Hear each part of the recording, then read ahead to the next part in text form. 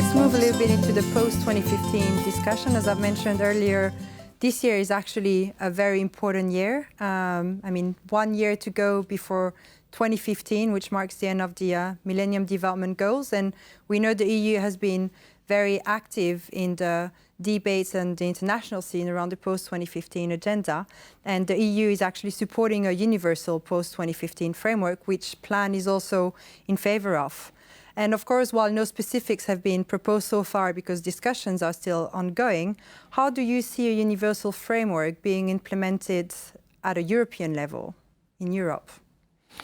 Well, I think that Europe is uniquely placed to actually lead on such a universal framework. That's why we have proposed it. That's why we are very much arguing in favor of it, and why we will use all our partners around the world to try to make sure that we actually end up with a framework, and to explain that maybe to a wider audience, with a framework that addresses both the more specific development agenda, that means what comes after the Millennium Development Goals, but also the wider sustainability agenda coming out of the Rio+20 process. So basically what we are saying is development policy has to take place in a wider sustainability framework, which helps us to respect the planet's boundaries, to make it very simple. Now, Europe is leading on development. As you know, we are the largest provider of development assistance, and Europe has also for many years been leading in questions of environmental sustainability, be it climate change, be it the protection of natural resources. We have inside the European Union very ambitious targets in all these areas. And so I think we have something to offer. First of all, to show to other countries how important it is, but also that it can be done to have ambitious environmental targets. And so I think whatever will come out of the decisions in New York eventually, it will probably be easier for Europe to implement this because of the acquired experience that we already have than it may be for other countries who are much more recent in their own considerations about how they can achieve a sustainable production and consumption pattern. Now, PLAN and many other NGOs and civil society is concerned about the focus on growth, whether inclusive or not, because this implicitly means economic growth. But economic growth is mainly measured according to GDP, gross domestic product, which in our view is a very limited measure of real progress in a country, especially from an inclusiveness perspective.